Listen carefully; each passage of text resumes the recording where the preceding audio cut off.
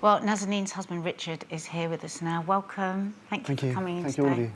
Richard, can you just tell us a bit about what it's like for Nazanin? Where is she and what's going on? Yeah, so she's in Evin prison, which is the main prison in Iran. She was kept in solitary confinement for 8 months, but now she's been moved out.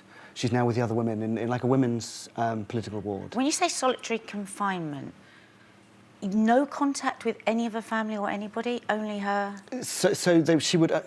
in a room on your own, about the size of a double bed, Right. no with beds. a light on all day as well. With a light on all and day and all night. The only person you get to meet would be the interrogator, brings you out, interrogates you. Sometimes, in fairness... What would they do in those interrogating situations? So, well, as I best understand it, I actually haven't been able to share too much. They would sit you down and ask you various things about... So, you know, they knew she worked for Thomson Reuters Foundation. They were suspicious about what is this sort of journalism training and would be asking her different things. Yeah, so it'd be interrogating you. What they do on day one is they get your email and then go through and they find things. So what's this, who's this person, who's that, and so on. If there's nothing to ask, you get left for a few days, then you get brought out. And you get promised, if you cooperate, you'll be allowed to call your mum. You'll be allowed to... And how soon after she was arrested were you able to speak to her? About 4 months. Not a word in So she was allowed to call home. I mean, the worst part was the first few days where we didn't have any contact at all. Yes. So after, and obviously your imagination really starts to run wild. So the law there is like here, where after 24 hours you need to be charged or released. So after 24 hours, her dad went to the airport to find where she was, and wouldn't be told. Like no one would dare tell him. After 3 days, she was allowed to call home to her mum. So actually, the relief of knowing that she's alive and she'd had lunch. And what Who happened was to her Gabrielle daughter? at that point? So she'd gone on holiday as well with Nazanin. So she didn't travel as well. Was given back to her granny.